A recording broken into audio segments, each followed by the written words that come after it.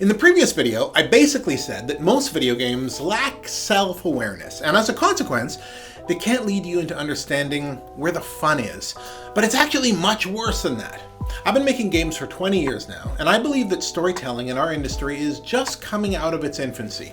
And this self-awareness issue must be solved if we're going to mature. There are games doing this, but most are not. So today, I'm going to bitch about storytelling and try to explain exactly what I think the problem is. Good stories are meaningful. They aren't just a random collection of bullshit. Things in the story have to be connected in a causal way. If they aren't, you can't have characters that struggle against meaningful problems and change, because what are they struggling against? Nothing's connected in a way that implies that any given action would be meaningful or not. For meaningful drama to happen, a good story needs to be well edited, so that it is a sequence of understandable events that can be understood as related to one another. This is what literary meaning is. It is understanding made by reflecting on a sequence of events.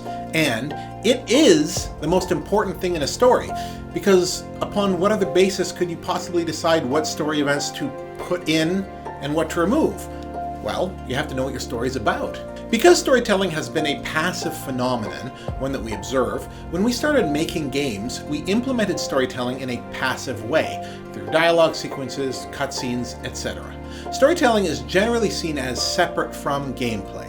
You play the game, whatever it is, whack, whack, whack, shoot, shoot, shoot, and then some shit happens that half of all players couldn't fucking care less about. And those players, by the way, who don't care about story, are worth thinking about. Games are an interactive medium. The crazy thing to me is that players, even ones who hate story in games, are still engaged in some kind of meaningful, dramatic tension. They're struggling to overcome some obstacle, right? Or even to level up. The events of the experience aren't watched, but there's still a sequence of events that is the player experience that the player already finds meaningful. The only reason we don't consider this a story is because the player isn't actively reflecting on it. But you can just make them do that. We did that in the fall. In the fall, you play as an AI on board a sci-fi combat suit. The occupant of the suit is unconscious, and you have to take control of the suit and drag his lifeless body towards medical help. At the outset of the game, you cannot progress because you do not have access to all the suit's subsystems, in particular, a cloaking field. However, since your primary objective is to protect the occupant of the suit, if saving him requires one of these subsystems, you can override the lockout. So here's what we do. We lead the player through a sequence of actions that they perform, not watch, that end up putting the occupant of the suit in physical harm, which triggers the override for the cloak. This is not a thing that players watch. This is something that they do, something that they have time to reflect on. In fact, something they are forced to reflect on because that action has a consequence that forms the basis for the central conflict in the story. This ARID Mark 7 violates its model's protocols. It imperiled its pilot to bypass an internal system lock. It is faulty. There are all kinds of player actions in video games, things that you do that have meaning. I'm not saying we're special. Lots of games have you doing things that are interesting and potentially meaningful, but here's the rub. Remember how I said a good story needs editing? Well, if you view a game story as a sequence of player experiences, more often than not, the story structure of these experiences is a fucking mess. Let's pick on BioShock because it's old and it's great. I love this game and I really do admire the developers. When the game starts, you arrive in Rapture to witness a murder by a completely psychotic mutated human with superpowers, who then tries to rip into your vehicle before retreating to the rafters where she shouts insane shit at you. I'll wrap you in a sheet. So far so good. These are great moments of experience, chained together clearly, that lead us into the game. Well, hang on. Forget about the enemy for a second and check out the environmental storytelling in this space. We see that all the departures from this station have been cancelled. We see picket signs from people who are trying to escape the city, and we even see abandoned luggage. Here's the problem. The game establishes an emotional frame where you are basically shitting in your pants from fear of getting your belly cut open. There is no way, if you accept that emotional frame, that you will notice this narrative detail. I mean, what's the expected user experience here? There's a fucking mutant hiding in the shadows yelling, "I'm gonna cut your fucking dick off! I'm fuck your whole family!" And I'm supposed to be like, "Oh look, the bathysphere trips were all cancelled. Mayhap there's corruption in the local governance?" This type of mismatch is everywhere in BioShock. Take this tiny hallway, for example. It's got really cool posters with foreshadowing on them. That's very cool. And also, by the way, really dense informationally. The speed I need to be going at to take that information in is slow. And I'm not at the fucking Louvre.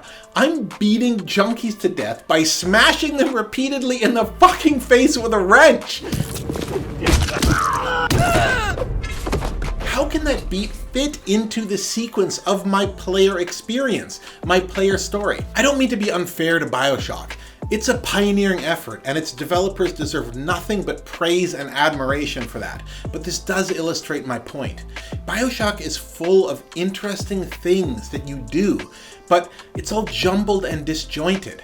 In this industry, with some exceptions, we have not yet really begun to edit our player experiences into meaningful sequences yet. By way of quick contrast, consider environmental storytelling in the Batman Arkham games. Environmental storytelling is gamified through the Riddler's questline. The solution to many riddles is to find a location in the game's environments that the riddle hints about. In this way, noticing environmental details is rewarded in-game. In fact, the gameplay system points you at noticing that value. It provides a lens through which you can appreciate the value of the game's environmental storytelling, and gives you time to do so. That's because the developers understood that this was a fun thing to do, and so they created a structure that allows for players to experience it. The problem, as I alluded to in the last video, is that we lack self-awareness. You can't organize what you don't understand. And again, to be fair, it's hard to understand what you're doing when you're playing a video game. Look, I just finished Resident Evil Village, which I did quite like, but I have to say, I spent half my time in that game checking my map to see if the room I was in was still red, which meant there was an item I needed to pick up, and then I searched around for the proverbial needle in a haystack. Fuck what you see on the cover of the box. That's what I was actually doing while playing that game. The game story, if you like, is largely about scrounging for shit, and that's a fine thing to do, I suppose. Imagine if you put that kind of mechanic in a different setting. A war-torn city, for example, in a story explicitly about not having enough. All of a sudden, that mechanic takes on a richness. The game invites more opportunity to reflect on it, and complex consequences can emerge from doing it well or not. It can take on literary meaning. I don't think this is easy or trivial. I don't want to be some armchair critic, so let me be vulnerable and share how we're trying to fix this. I noticed that while playing Dark Souls, much of what I was actually doing was finding these little relics of the past, these fragments of history, and piecing together a story about what this world was and what my place in it is. For me and many people, this is part of the gameplay story of Dark Souls, the story of your doingness. However, it's extremely inaccessible.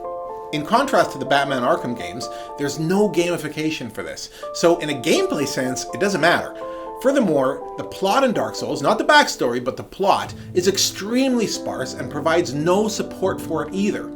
All the same, I found this to be quite beautiful and wondered, what if I took this beautiful gameplay story and tried to bring it forward, make it clear, and edit it into a meaningful sequence so that it was accessible? So, we made The Last Year of Nostalgia. Nice.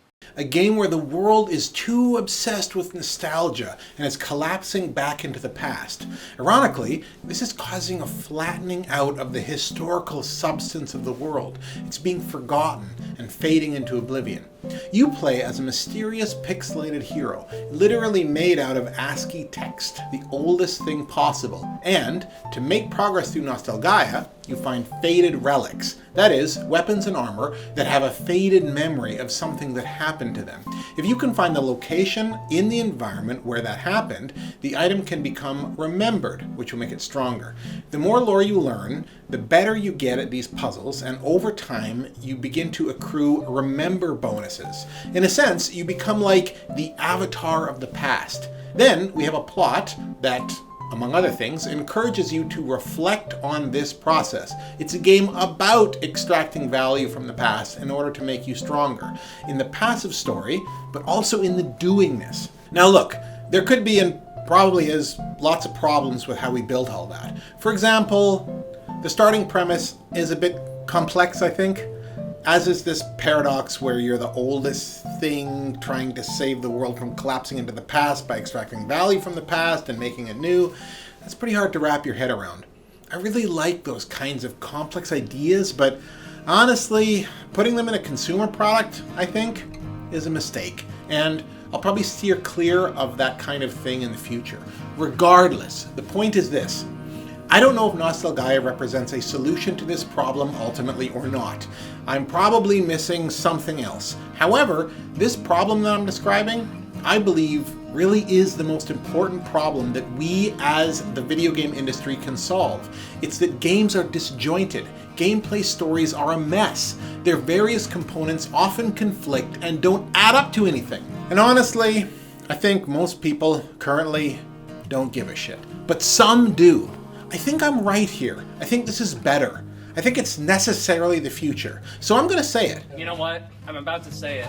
I don't know if I will be the one to solve or even contribute meaningfully to this problem solution, but mark my fucking words, it must be solved. And in 20 years, whatever the solution is, will be the norm. Hello, it's me again. That was kind of vague, wasn't it? I was thinking about it and I think I can do better. So I'm going to make one more video where I predict the future. Okay, that's it. If you enjoyed the video, please like, subscribe, and consider sharing. Take care, and I'll see you in the next one.